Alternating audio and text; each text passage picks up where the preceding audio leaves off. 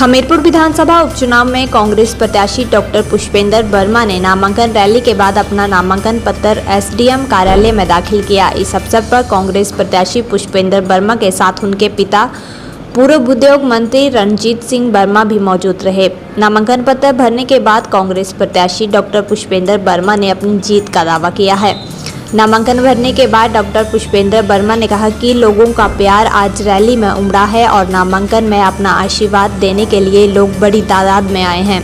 उन्होंने कहा कि अपने मुख्यमंत्री सुखू के लिए लोगों का बहुत उत्साह है, क्योंकि घर कुदालों ने सरकार को गिराने का षड्यंत्र रचा था, जिन्हें अब जनता सबक सिखाएगी। वर्मा ने कहा कि व्यापारिक मानसिकता वाले लोग भूल गए हैं कि वे किसके खिलाफ काम कर रहे हैं। उन्होंने कहा कि नियत रखने वालों को जनता कभी माफ़ नहीं करेगी और एक को जनता ने सबक सिखा दिया है और दूसरे को जनता नहीं बख्शेगी।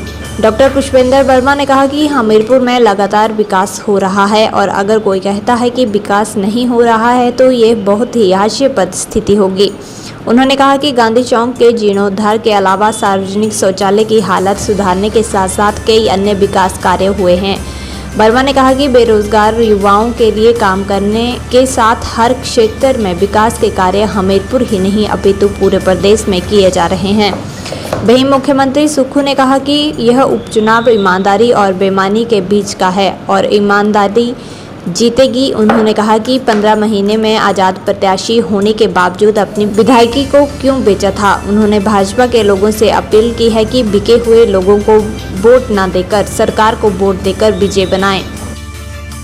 आज सर दो नॉमिनेशन है। ये चुनाव जो है ईमानदारी और बेईमान के बीच हो रहा है। ईमानदारी जीतेगी, सत्य और असत्य के बीच में हो रहा है। सत्य जीतेगी। इनसे पूछा जाना चाहिए कि 15 महीने में आप तो आज़ाद प्रत्याशी थे, आपने अपनी विधायकी को क्यों बेचा। और भारतीय जनता पार्टी के ईमानदार कार्यकर्ताओं से भी अनुरोध करना चाहता हूँ, ये बिका हुआ कमल है, इसका साथ ना दीजिए और आप अधिक से अधिक प्रदेश के मुख्यमंत्री के पक्ष में और पुष्पेंद्र वर्मा के पक्ष में वोट डालिए। धन्यवाद। देखिए, तो लोगों का प्यार है, उनका उत्साह है और जो हमीरपुर की जनता को ठगा गया है, ये जो उस ठगी का बदला लेने हमीरपुर की जनता आपके सामने खुद ब खुद यहाँ पहुँची है।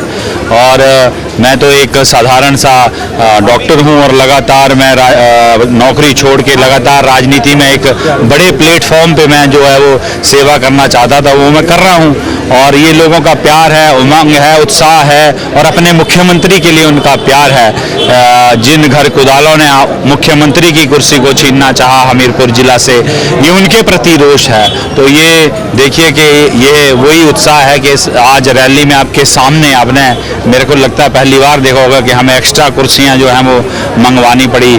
तो ये सब हमारी हमीरपुर की जनता का प्यार है, जिसका मैं सदैव आभारी रहूँगा और आखिरी सांस तक मैं ये सेवा जो मैं करता शुरू करी है वो मैं करता रहूँगा।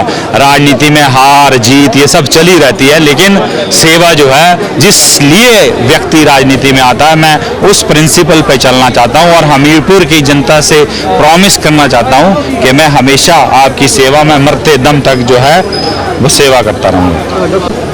देखिए, ये उन्होंने बिल्कुल ठीक कहा, क्योंकि उन्होंने साथ में उसका जवाब भी दिया कि यहाँ बड़े बड़े मास्टरमाइंड आ गए, उनके आगे गुरु के चेले बन गए। तो कुछ जो धनबल वाले लोग हैं, व्यापारिक मानसिकता वाले जो लोग हैं, वो भी भूल गए, जो उनको लाए थे उन्होंने उनको भी धोखा दिया। वो आपके सामने है। तो इनकी फितरत है, इनकी जो नीयत है, मैंने जैसे कहा था कि खुदा भी बख्श देते हैं जिनकी किस्मत खराब होती है, लेकिन वो हरगिज नहीं बख्शे जाएंगे जिनकी नीयत खराब होती है। तो ये हमीरपुर की जनता, इनको अब समय आ गया है, ये बताएगी इनको। एक को बताया है, दूसरे को भी बताएगी। मुद्दे पे मैं क्या कहना चाहता हूँ, आप खुद प्रबुद्ध मीडिया है, चौथा स्तंभ है, आप देख रहे हैं कि हमीरपुर के अंदर विकास लगातार हो रहा है। तो उसमें किंतु परंतु तो है ही नहीं। अगर कोई दूसरा कहता कि विकास नहीं हो रहा है तो मेरे को लगता है कि ये एक बड़ी हास्यास्पद स्थिति हो जाएगी। गांधी चौक पे खड़े हैं, आप गांधी चौक का जीर्णोद्धार देख लिए, किसी भी हमीरपुर के चौक का जीर्णोद्धार देख लिए, किसी भी सार्वजनिक शौचालय की संख्या देख लीजिए और उनका जीर्णोद्धार देख लीजिए। 20 करोड़ रुपए इस हमीरपुर शहर के सौंदर्यीकरण के लिए अलग से मुख्यमंत्री जी ने दिए हैं, तारों को अंडरग्राउंड करने के लिए, बिजली की तारों को।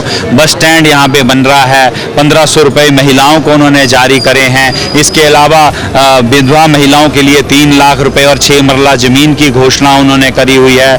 आप बताइए कि विकास कहाँ नहीं होगा, कहाँ नहीं हो रहा। पुरानी पेंशन को बहाल करा हुआ है, हमारे बेरोजगार युवाओं के लिए 680 करोड़ रुपए का स्टार्टअप वो लेके आए हैं। ई टैक्सी के परमिट दिए जा रहे हैं जिसपे 50% सब्सिडी जो है वो बेरोजगार युवकों को है। इसके अलावा टूरिज्म के क्षेत्र में जो है वो बढ़ावा किया जा रहा है। 2800 करोड़ रुपए के टूरिज्म के कार्य जो है पूरे प्रदेश में चले हुए हैं। हमारा जो हमीरपुर है, ये पहली बार है कि हमीरपुर जिला जो है उस टूरिज्म के क्षेत्र में चिन्हित किया गया है, क्योंकि हमीरपुर के अंदर जो है बहुत सारी टूरिज्म की जो है संभावनाएं हैं। नौदौन में इतनी संभावनाएं हैं। आप देख रहे हैं कि हमारे यहाँ बड़े बड़े मंदिर हैं। हमारे बिलकलेश्वर धाम आप देखिए, वहाँ पे जाके गसोता धाम देखिए, जहाँ पे टूरिज्म का ऑलरेडी जो है वो काम चल रहा है। और माननीय मुख्यमंत्री जी के आशीर्वाद से हम बिलकलेश्वर और गसोता महादेव को रज्जू मार्ग से जोड़कर यहाँ पे और टूरिज्म को बढ़ावा देना चाहते हैं, वहाँ के लोगों के विकास में और हेल्प करना चाहते हैं। जो हमारी चंगर की पंचायतें हैं, नीचे की पंचायतें हैं, वहाँ पे हम नए एजुकेशनल इंस्टीट्यूट लेके आना चाहते हैं, नए वहाँ पे इंडस्ट्रीज लेके आना चाहते हैं जो कि वहीं के रॉ मटेरियल पर आधारित हों। सबसे बड़ी बात, हम ग्रीन हमीरपुर लेके आना चाहते हैं। क्लाइमेट पे हम काम करना चाहते हैं जिस पे कोई काम नहीं कर रहा है।